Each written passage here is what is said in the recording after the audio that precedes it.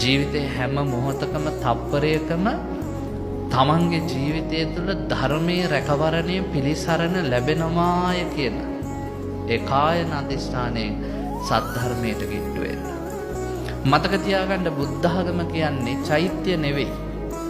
බුද්ධ ආගම කියන්නේ ගණ්ඨාර කුළුණු නෙවෙයි. බුද්ධ ආගම කියන්නේ බෝධි ප්‍රාකාරات නෙවෙයි. බුද්ධ ආගම කියන්නේ පන්සලුත් නෙවෙයි. මොකද්ද බුද්ධ ආගම කියන්නේ? ශ්‍රී සද්ධර්මයයි.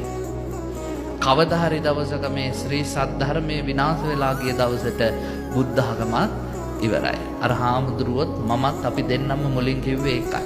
අද ගොඩාක් කාවලා බණ කියනවා. ඒවැයි වැරදි දෝෂ ගොඩායි. අපි වැරද්ද පෙන්නපුවා මිනිස්සු කියනවා කමන්නේ ඉතින් බණනේ කියන්නේ.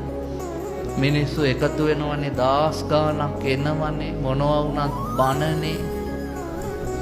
මතක තියාගන්න පිහිය රත්තරන් කියලා එනගන්න යන්න එපා. බුද්ධ ආගම කියන රං කරඬුව තියලා තියෙන්නේ සද්ධර්මයේ කියන මැණික් මේසෙ උඩ. මතක තියාගන්න යම් දවසක සද්ධර්මයේ කියන මැණික් මේසෙ පුපුරලා දෙදරලා ගියොත් බුද්ධ ආගම කියන රං කරඬුව බිඳිලා කුඩු වෙලා යන එක යනවා. එනිසා මේ මැණික් මේසෙ රැක ගන්න.